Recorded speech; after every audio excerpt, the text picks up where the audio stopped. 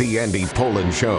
We got to go after this with everything we got, figuring they're going to come with everything they got. I'll start off by saying I'm bored, I'm broke, and I'm back. The Andy Pollin Show on ESPN 630 starts right now. There was a time in my sports radio career where we would go into the Thanksgiving weekend talking to callers about whether or not they were going to be able to watch football on Thanksgiving.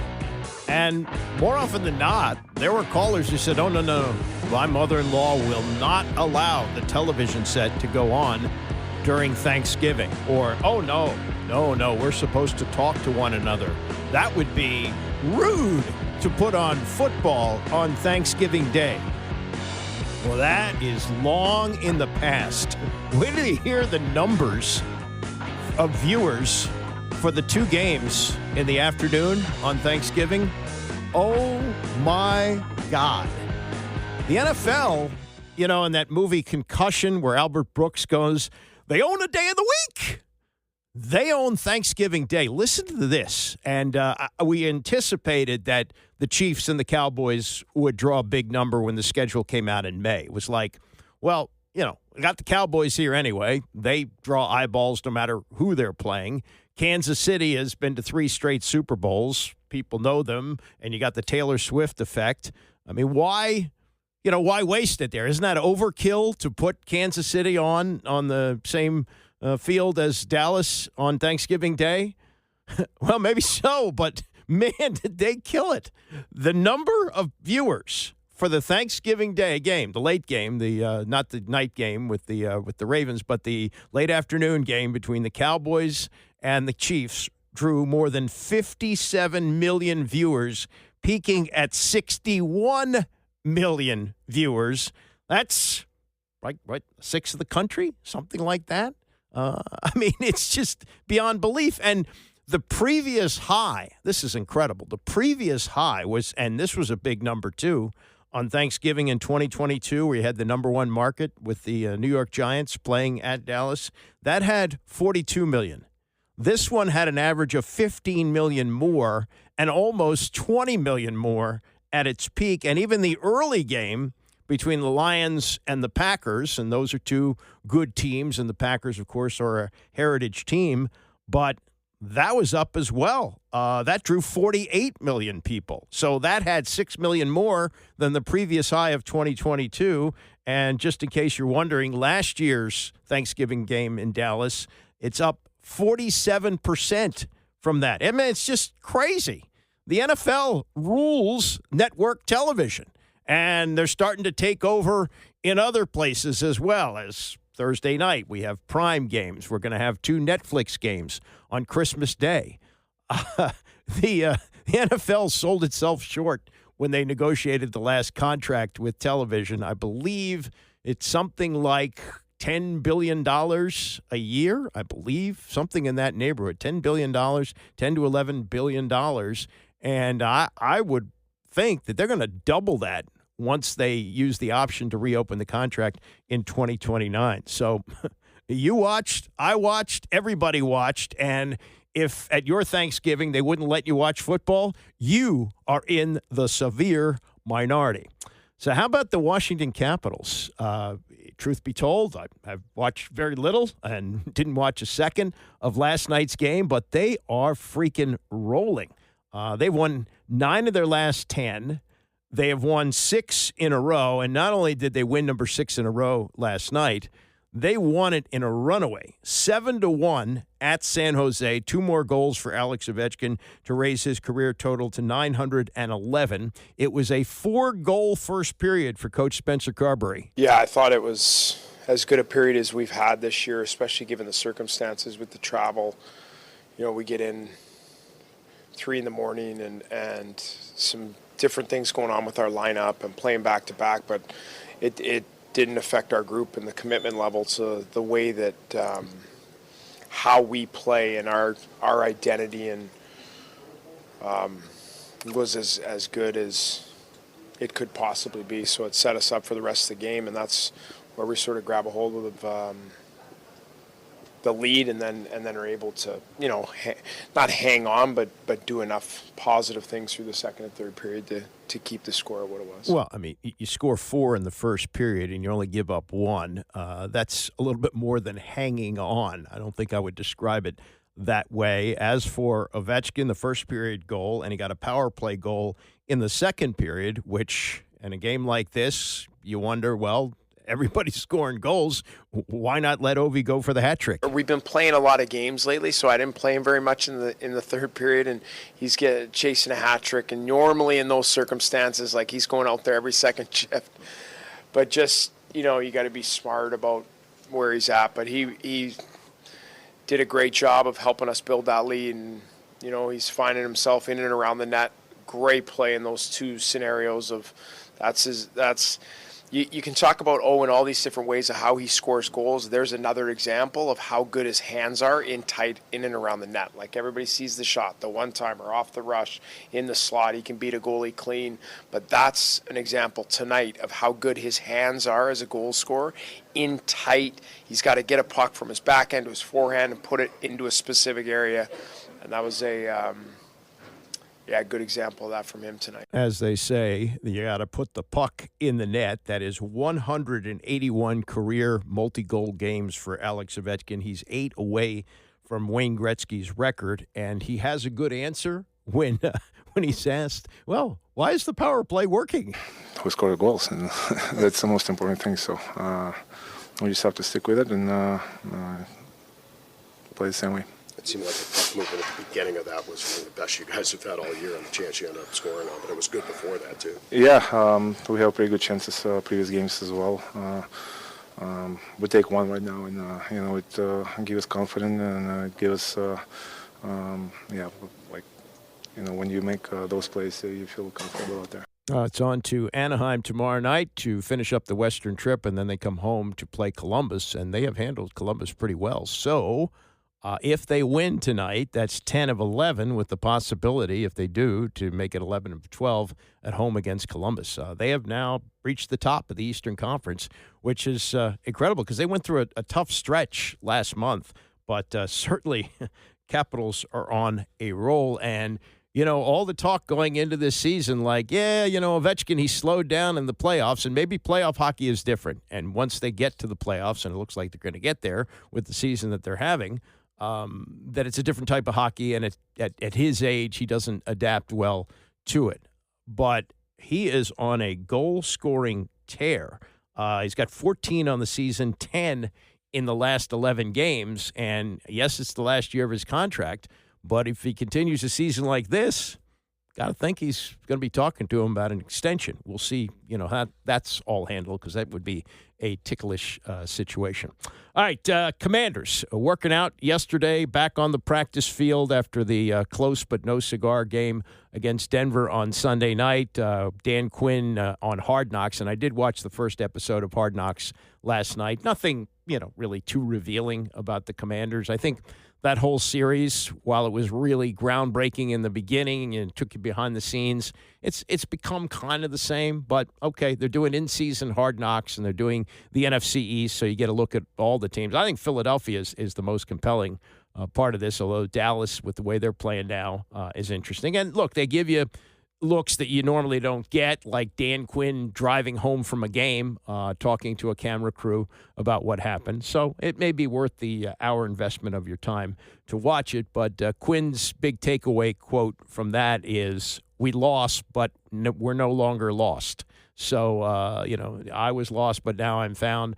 Something along those lines, like no medals for trying, no moral victories, but in the last 2 games, they've been a lot more competitive than they have over the course of this, what is now, a 7-game losing streak. Just really incredible, as they actually favored going to Minnesota on Sunday. And I think part of it, the line has moved a little bit. They opened up as 1.5-point favorites. They're now 2.5-point favorites, and it could have a lot to do with what Dan Quinn revealed to the media yesterday about Jaden Daniels. Optimistic he's going to get a lot of reps for practice. I'm going to take it all the way through Friday. There's still functional evaluations to go through, but game plan and practicing, and that part is good. You'll see on the side, I say it's a little more challenging to work at quarterback when you're not doing the same contact. So we'll have to simulate as much as we can. But he's off to a good start. But we'll go all the way through Friday for sure. But he'll get a lot of reps at practice. The medical staff clear him for contact? He has not been cleared for contact. That would be a game, one. But they'll also wait for the whole week too. They have more testing and movements to examine. So that's where we're at. I would think, I don't know this, but I would think even if he doesn't take contact, he could play. Now, there's no real rush to play him, and they're likely out of the playoffs. I mean, there is still some crazy mathematical chance that they can win the division. They can't get a wild card spot, and they're going to have a losing record no matter what, even if they win out. But you can't get a wild card spot, but you can win the division. And there is history because in 2020 they were 7-9. I think it was the last year that they had 16 games and they won the division and hosted Tom Brady and the Bucs. Yeah, and the Bucs went on to win the Super Bowl. This is more from Quinn. It's about what he said. We lost, but we're not lost. This is his reasoning behind that. Capturing standards together. I think that's what it's about. Of the battle for it. I thought. In an unusual sense, it was maybe our best group game still with a loss. So it's hard to say it was our best game because you had a loss. But I thought from a performance, if you didn't have that part, the performance side, I thought this was connected. This was a punt for field position. This was getting a stop. This was making a play. So those were things that I liked. And I saw some people playing some of their best. I like for Seymour still and Connerly. Those were two that really I thought elevated up. And that's what I want to see, like elevation and improvements. Yeah, Josh Connerly, a rookie coming along, and he talked more about that during the news conference yesterday, how he's made improvements. Mikey Sandersill, second year, still makes mistakes, but he's coming along too at the corner. As for Marcus Mariota, when you look at the numbers, this is how I guess numbers don't really tell everything. In the starts that he's had this year, 9 touchdowns, 6 interceptions, 87.1 passer rating. Nothing really, outstanding about that. But the eye test would tell you that he really played his butt off on Sunday night. He played hard and he played well, making some big plays with his arm and with his leg. But in the last 2 games, they've come up just short, losing both games in overtime.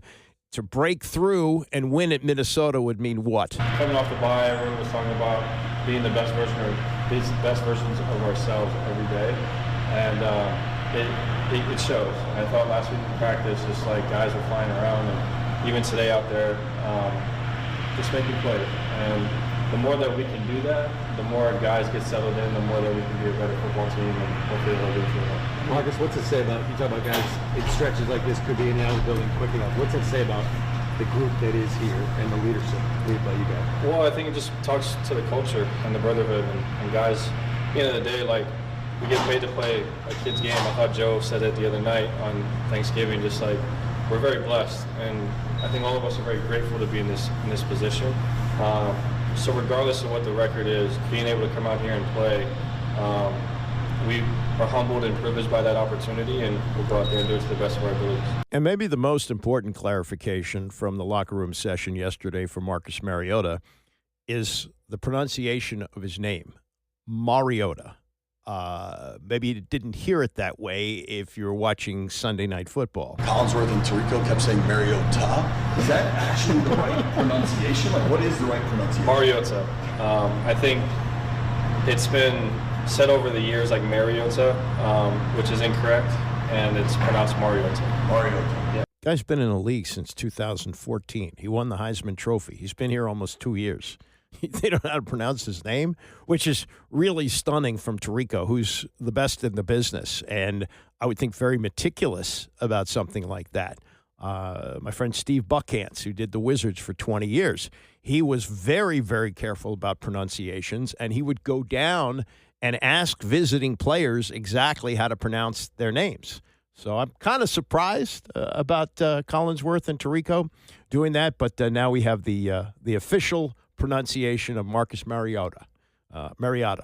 Well, one more time. Collinsworth and Tirico kept saying Mariota. Is that actually the right pronunciation? Like, what is the right pronunciation? Mariota.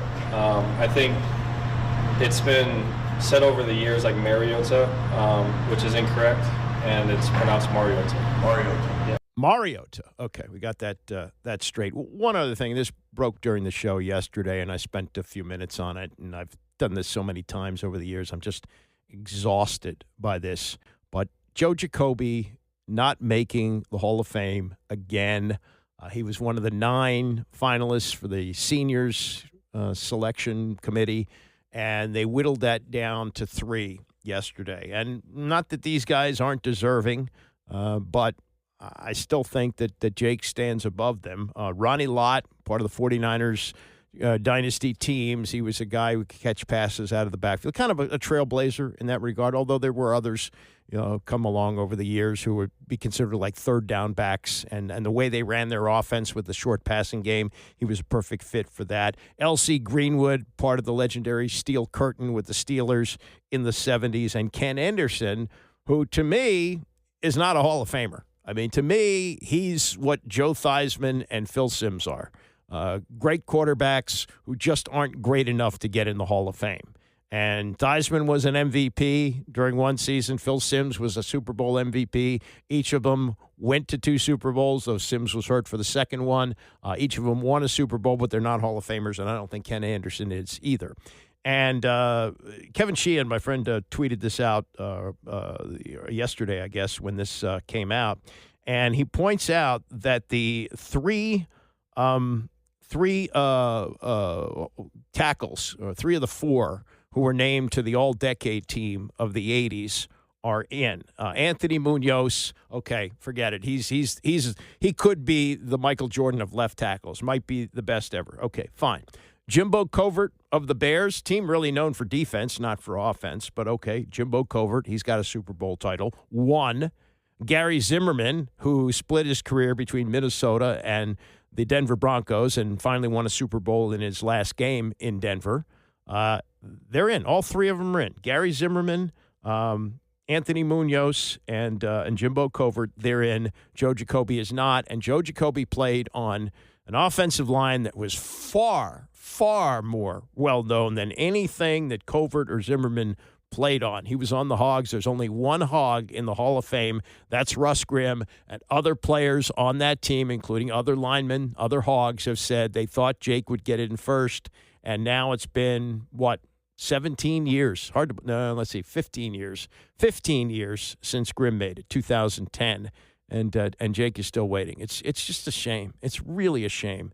And I'll tell you, what we saw wasn't Ronnie Lott. It was, why did I mess that up? Ronnie Lott supported this. I said it was Ronnie Lott. It was, and why am I blanking on his name? It's the running back that made it in, Roger Craig. Yeah, Roger Craig. Sorry. Roger Craig is one of the finalists, not Ronnie Lott. Ronnie Lott's already in, and L.C. Greenwood and Ken Anderson. So it's just really frustrating. Really frustrating. That's all I can say about that. All right. Coming up, you got great football game tonight.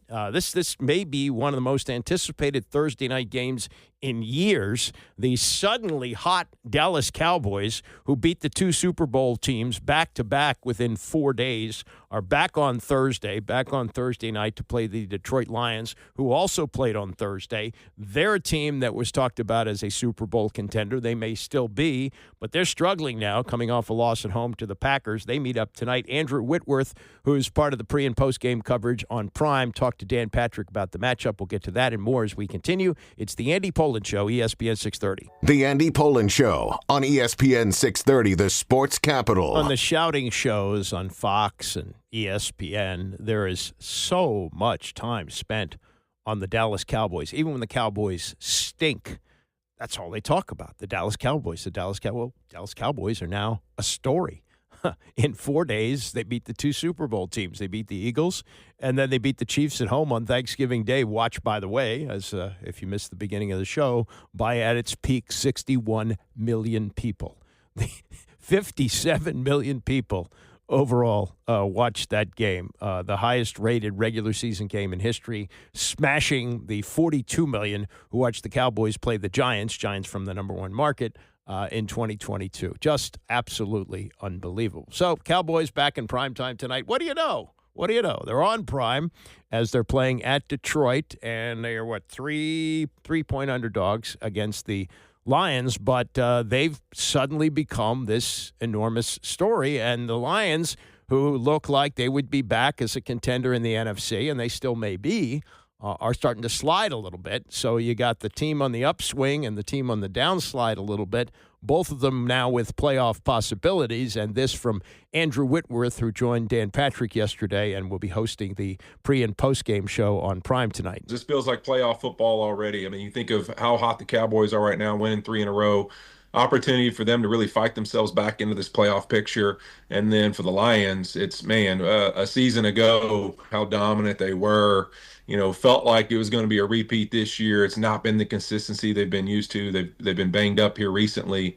Now without Sam Laporta and possibly Amon St. Brown for a little bit, this is going to be a challenge because obviously what Amon meant to them and everything he is to them. Dan Campbell's got his hands full now as the play caller because this is the guy who did everything for this offense, and you've got to do it against a team that's hot. And a team that's looking to get themselves back in contention and has a whole lot of belief that they are a playoff football team. And I don't know if it's this simple, Andrew, that I said at the beginning of the year, and even when they made the trade with Micah Parsons, just have an average defense because you have a better than average offense. And if you do that, you can be a playoff team. But is it that simple that they now have an better than average defense to go along with that offense? That's why they're so dangerous? Yeah, you look at it. I think it's one of those things. I'm sure Jerry's walking around kind of beating his chest right now as we all criticize the trade. We all everyone had their opinion of it. And now all of a sudden you start to look at how they've been successful in defense the last few weeks. They've increased the interior. You look at Quinnen Williams, you look at Kenny Clark, you look at these guys, how they've played. They're kind of starting to play with these 3D tackle looks and starting to kind of do something different, which give credit to Eberflus of kind of creating a package to use all those guys. And they've been able to slow down run games, be more efficient getting after the quarterback and effective, that in that regard. And so, it's starting to show like, all right, if we could slow people down, at least not let them run the football on us, give ourselves an opportunity to get the football back to our offense and then play well on offense, we can win. And that's really, it wasn't like they were perfect against the Chiefs. They still gave up points and yards, but they found a way to win in those moments and give Dak one more chance. And they've got some absolute aliens on the outside right now playing receiver. And this is kind of like, to me, the best the Cowboys have looked in recent years. And it looks like they are built to go make a run right here. Would you rather block Micah who would you want to avoid, Micah Parsons or Quinnen Williams?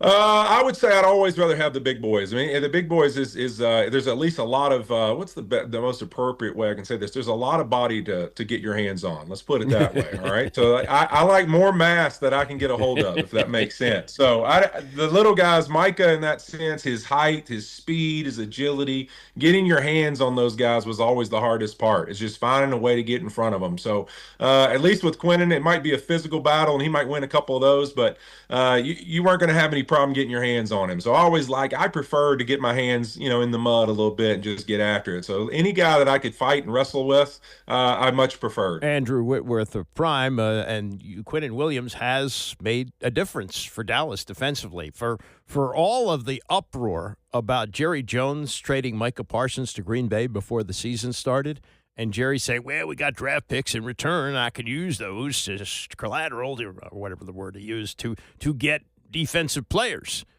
And he has. And they're pretty good. Not great defensively, but pretty good. And they're awesome offensively, leading Dan to ask Andrew this question. Can they win a Super Bowl? Here's what I would say about this season, Dan Patrick. I think we have seen throughout the year, I don't know if there's a team that's unbeatable. I think Carolina beating at L.A. last week shows us that. I think the parity it truly is. We use that word all the time. We say it, but look week to week. There's not a team that you go, man, if I go the Denver Broncos, great defense. Bo Nix and the offense have left me like wanting a lot more for a lot of weeks. I go to the Patriots, man, maybe they're for real. Drake May, you look at them, but then I go back and I go, wait, didn't they get beat by the Raiders and the Steelers this year? Like, it's teams where you go, man, this team's unbeatable, but whoa, they lost to who?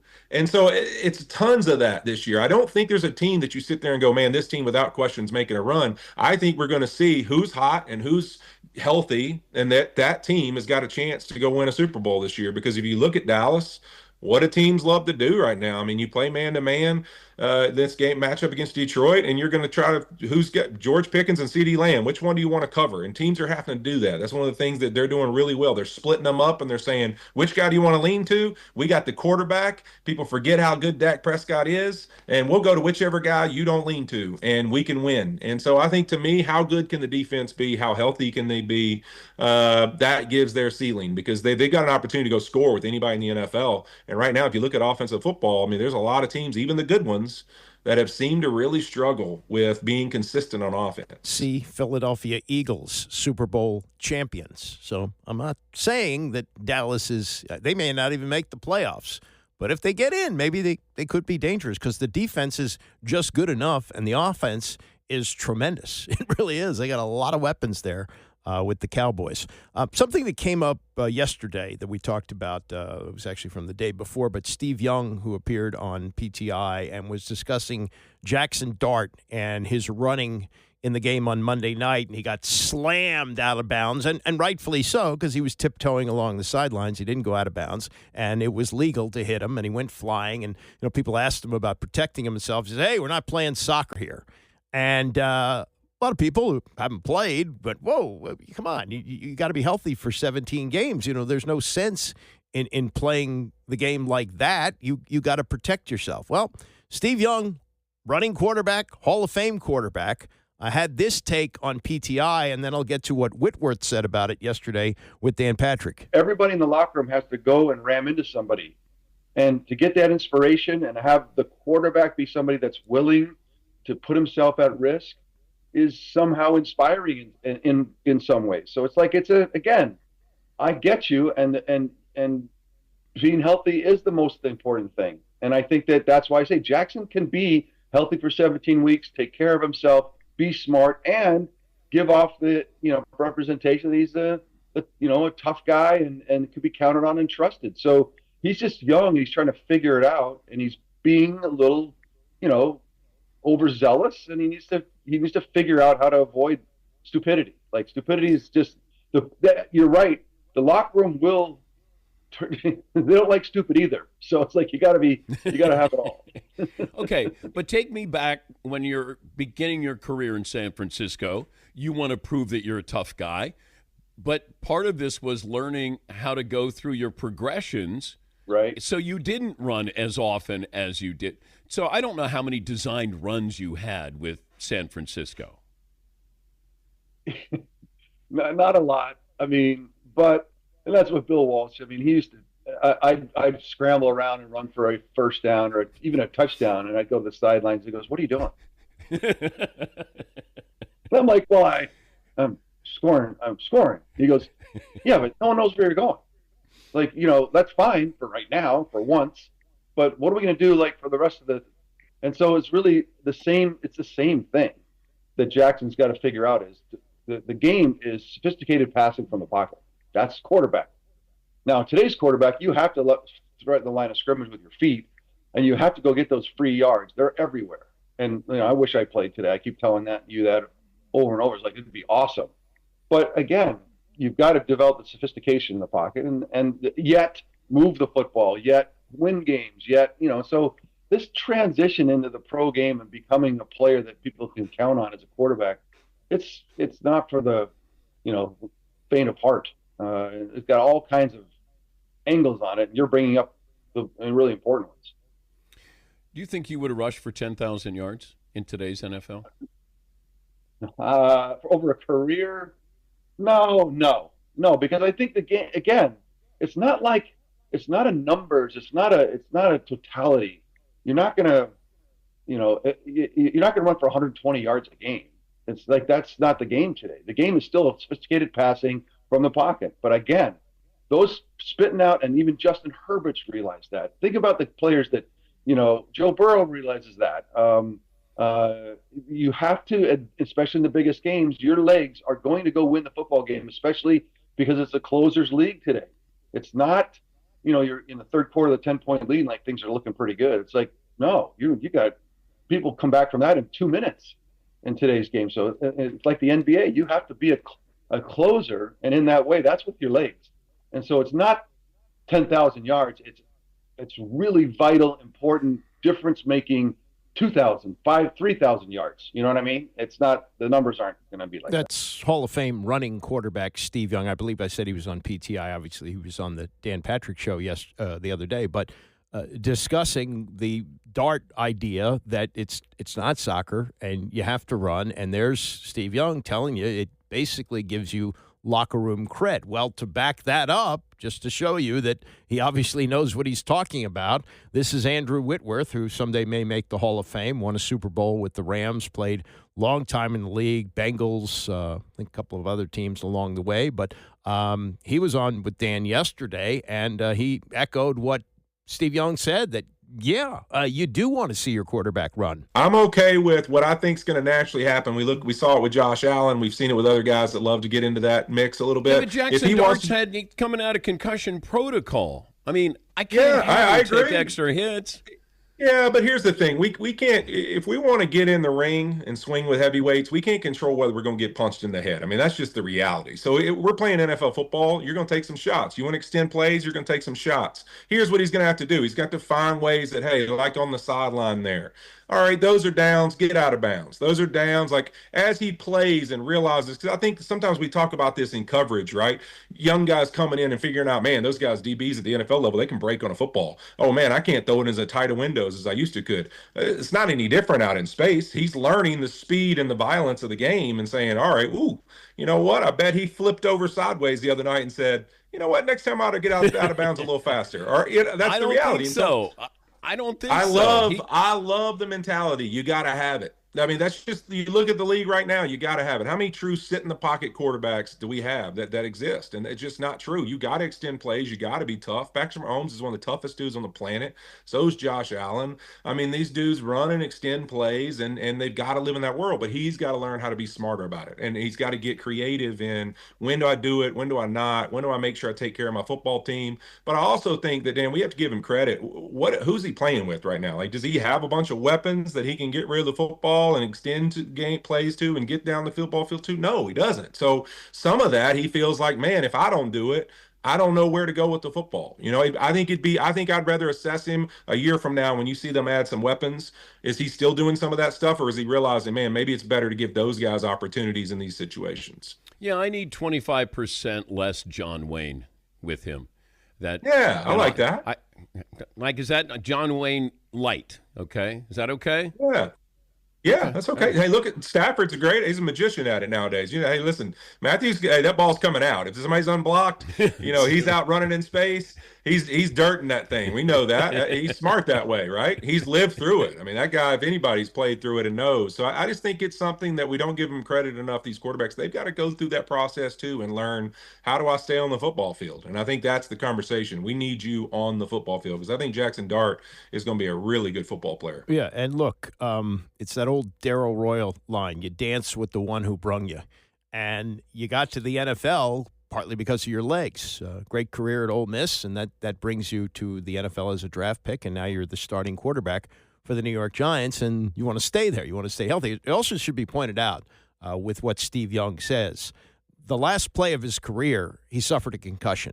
That ended his career with the San Francisco 49ers. Now, he'd been around a long time. I think he was late 30s at that point. But, he could protect himself and did learn, I guess, over the years how to protect himself better. But ultimately, he took a hit that ended his football career. And fortunately, at least for now, he hasn't suffered any long-term effects, because he's really a smart analyst, as is Andrew Whitworth, who spent all those years in the trenches and I think really does a good job on Prime. So there you go. So every time you watch one of these running quarterbacks, you go, oh, what are you doing?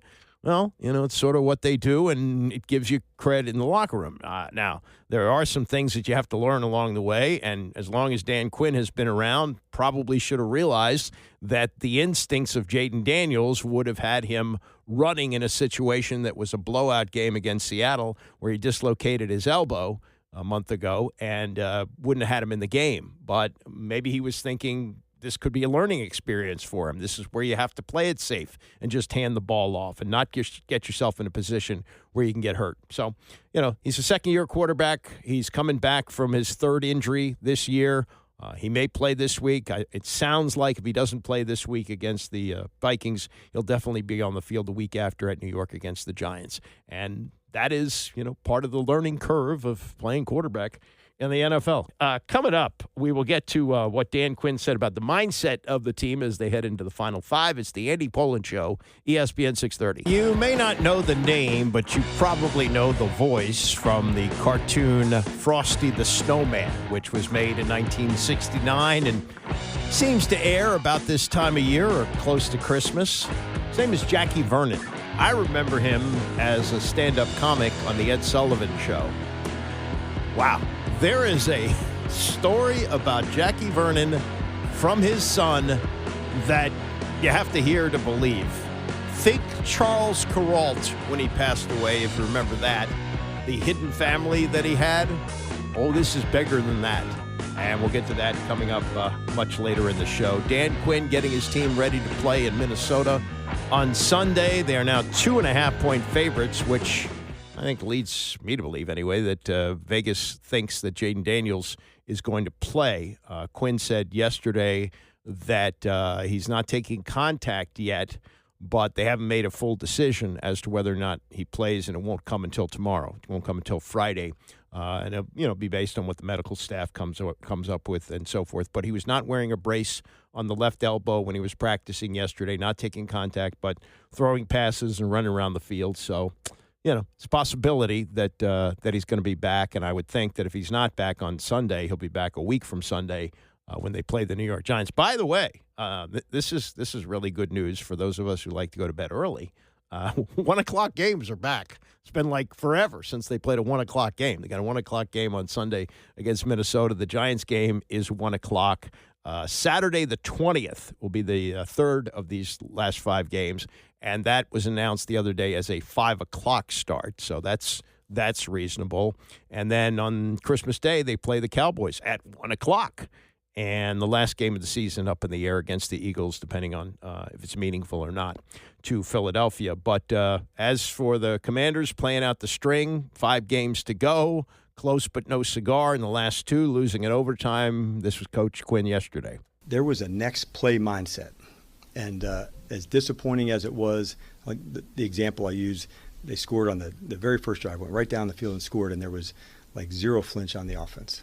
And it wasn't like, here we go, none of that. And so the same, we got stopped in the fourth quarter offensively, the defense was ready to go get a stop. And so I thought there was this resilience for the next play. Like if that one went to 6 quarters, we were going to be down to fight. Whatever, they just had that. And so I think when you see a team have resilience, that's a big deal. What I saw in Spain, I loved energy and toughness and doing things together. Neither of these games worked out for us and stung a lot, but there are things that I liked about their competitive nature, their toughness, and those things matter in our game. They matter for the standard here.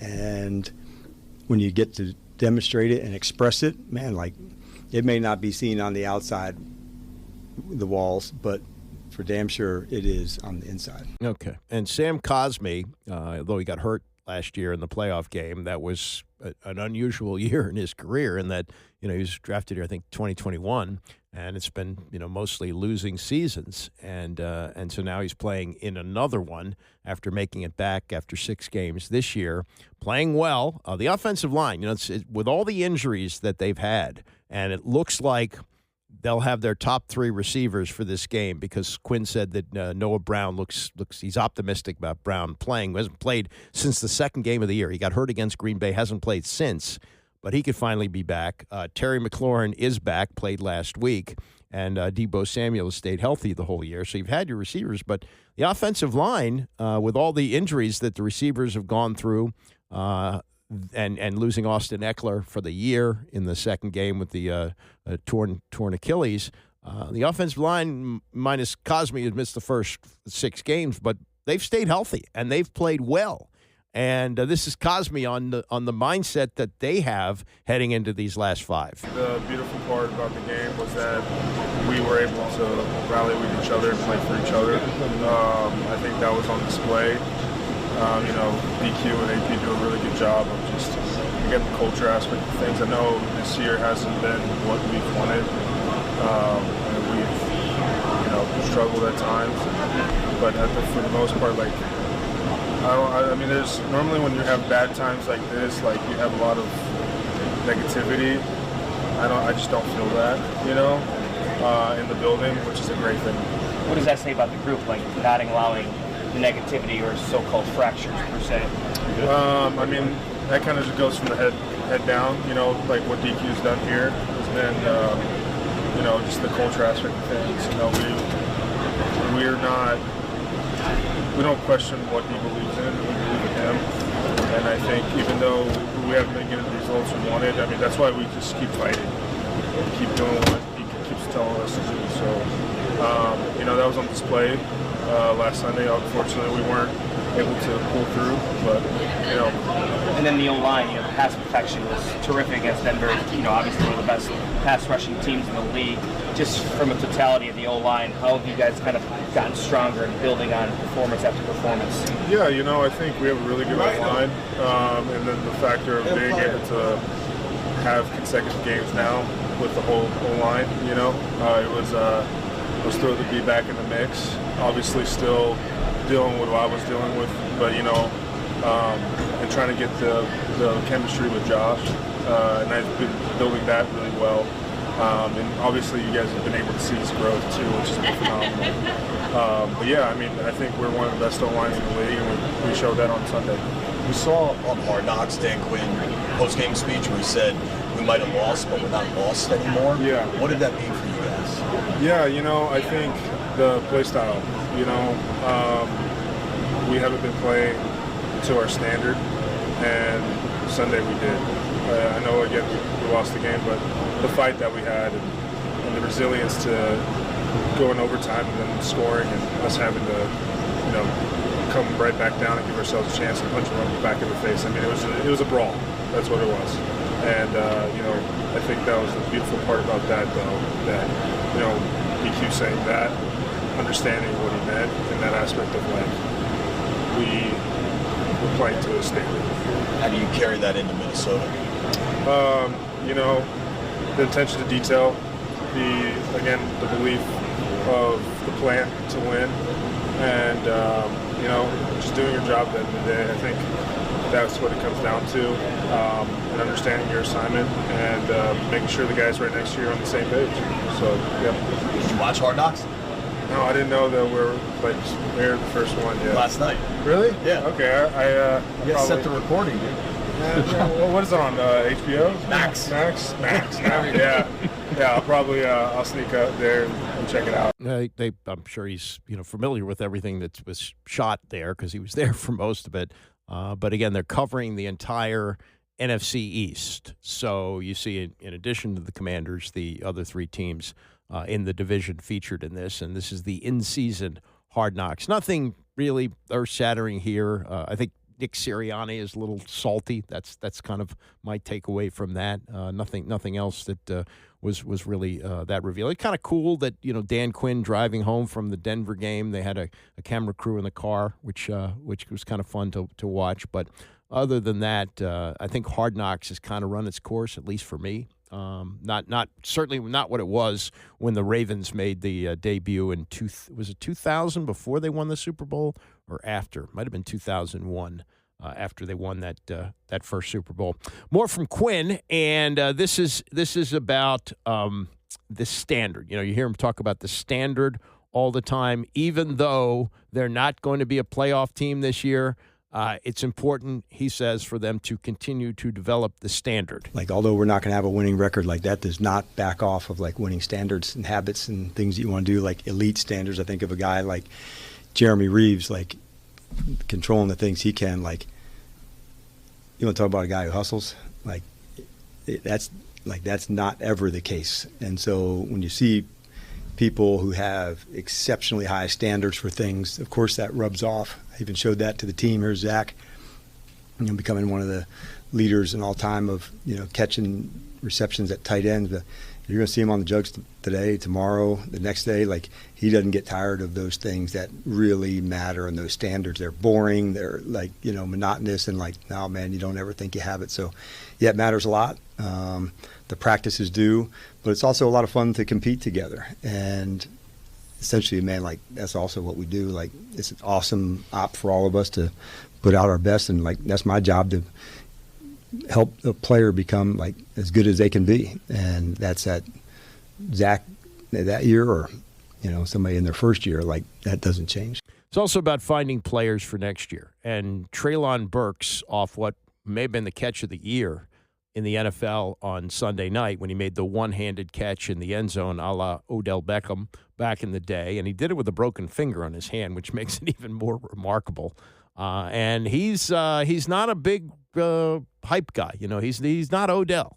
He seems to be very low key. And so when reporters got the chance to talk to him yesterday in the locker room, he was playing the whole thing down. I mean, I appreciate everybody that reached out and stuff.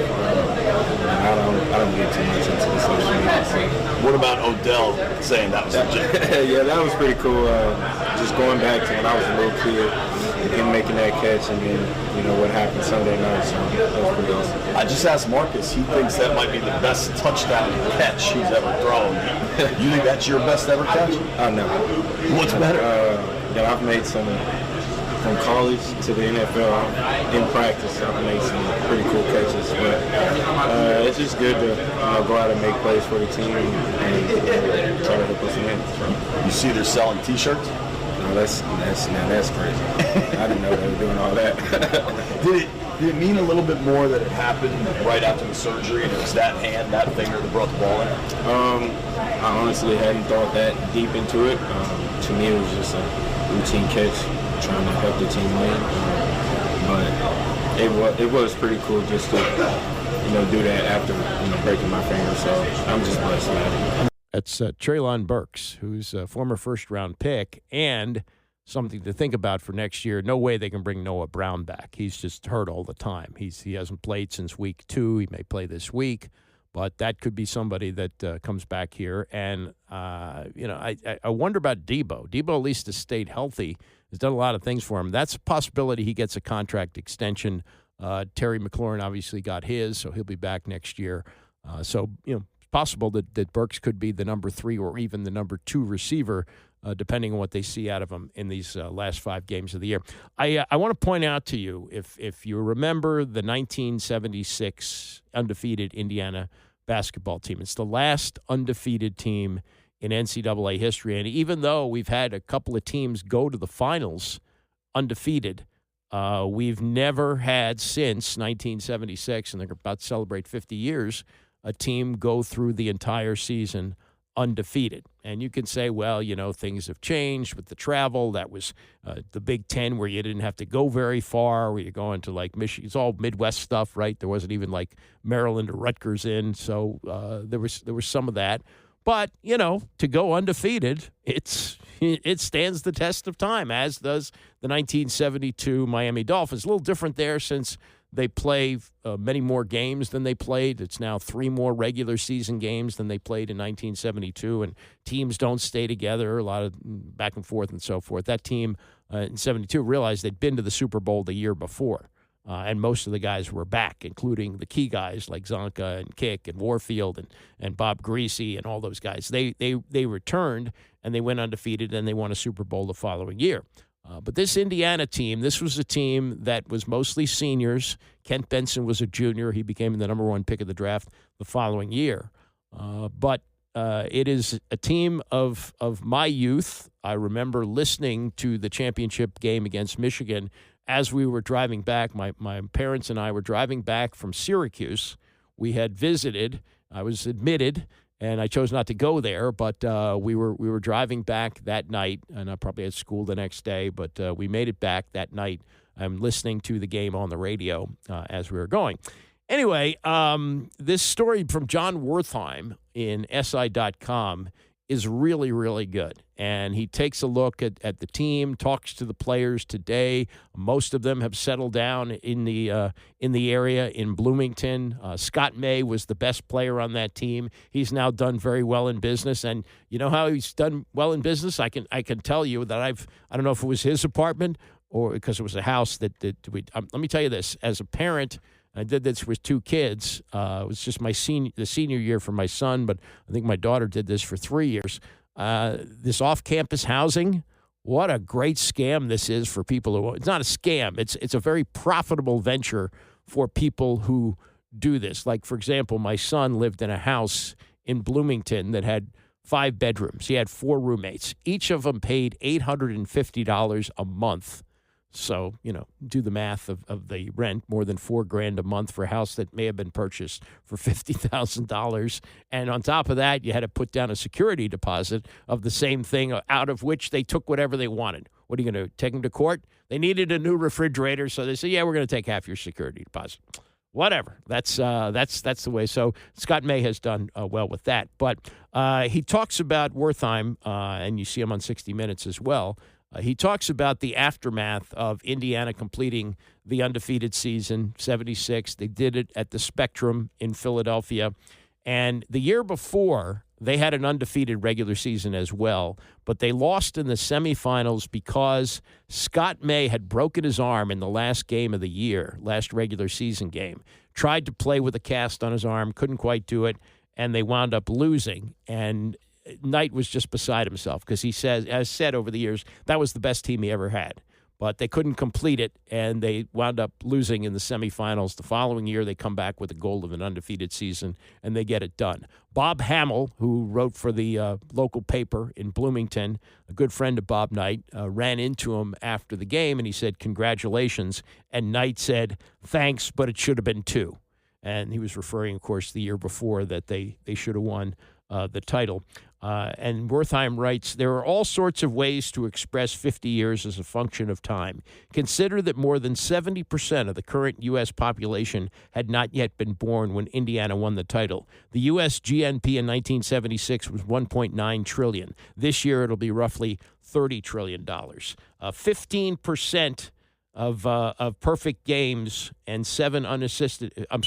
15 perfect games and 7 unassisted triple plays in Major League Baseball have occurred in the last 50 years. 4 horses have won the Triple Crown. 9 tennis players have completed a career Grand Slam. In March of 1976, Gerald Ford was president. Muhammad Ali was still heavyweight champ. Tiger Woods was 3 months old. Since 1976, and here's the number on undefeated teams, since 76, 5 Division I men's college basketball teams have gone through the regular season undefeated. Ironically, the next to do so was Indiana State in 1979, led by Larry Bird, who had transferred from Indiana. So realize this, the Indiana undefeated team in 1976 would have had Larry Bird as a sophomore had he stayed. He only stayed a few days on campus. But had he stayed, Larry Bird would have been on that undefeated team and would have been the best player, and they went undefeated. So how much better could they have done? It's crazy.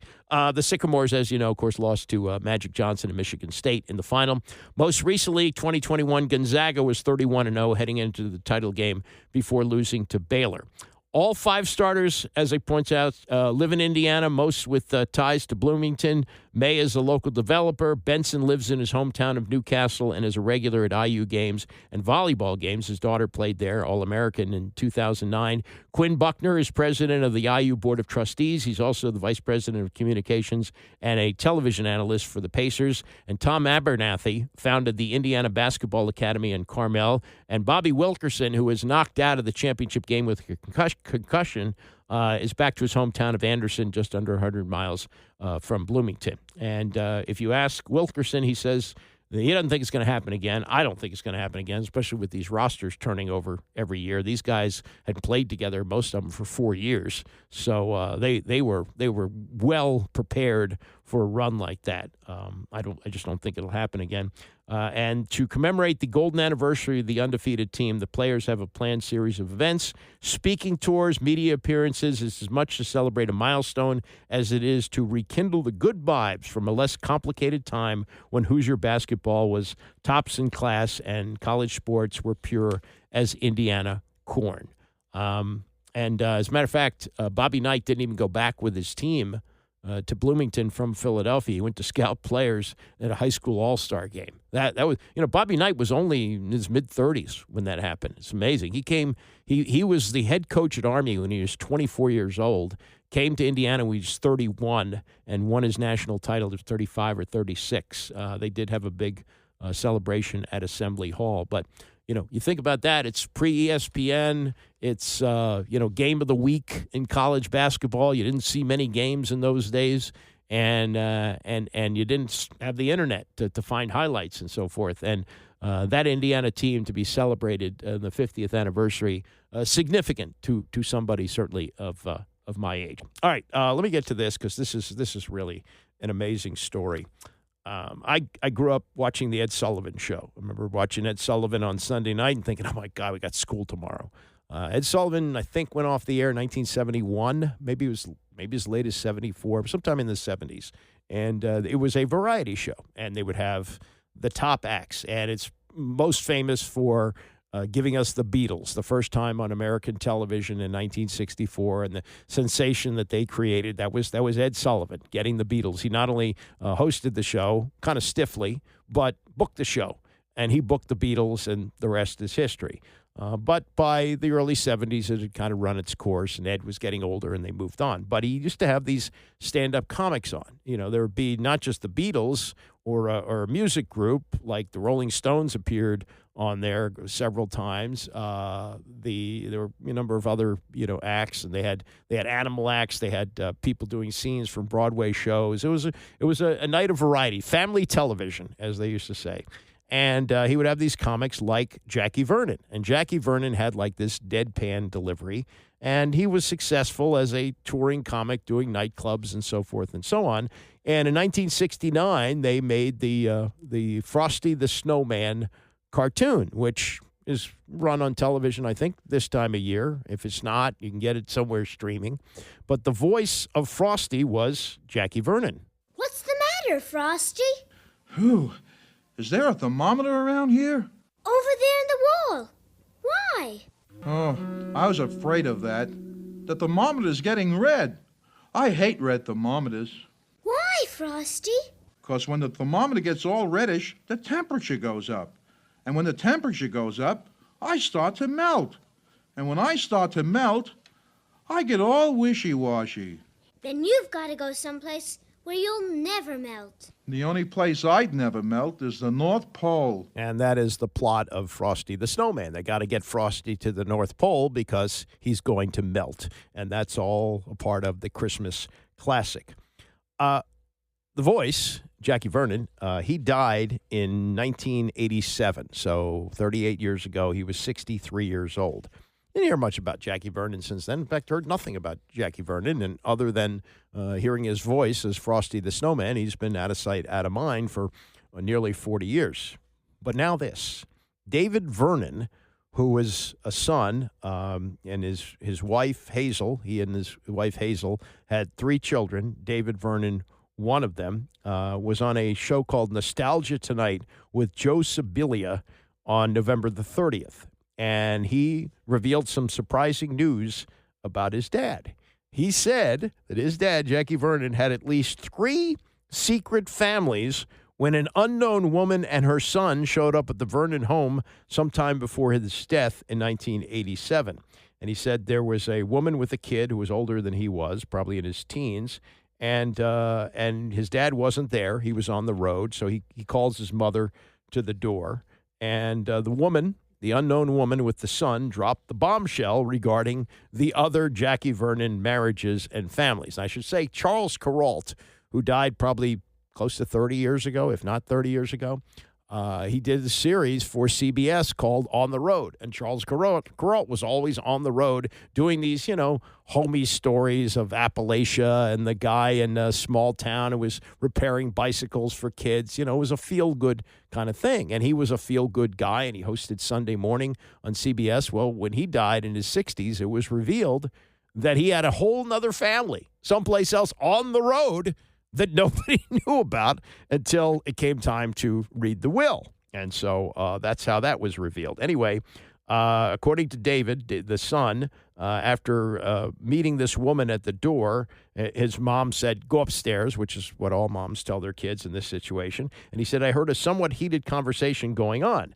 So I asked my mom, who was that? And finally came out that before our family, my dad had been married at least 3 other times, and I was kind of shocked to find out. Now, this is not like Kuralt, who's running 2 families simultaneously, but he had a number of kids from other marriages. But the wife says she wasn't even sure if he was divorced from any of these other women, and that they all shared. This is the other weird part about it: that all of his sons, several sons, they all shared his real first name, Ralph. Yeah, Jackie Vernon, his real name is Ralph, or was Ralph Verone.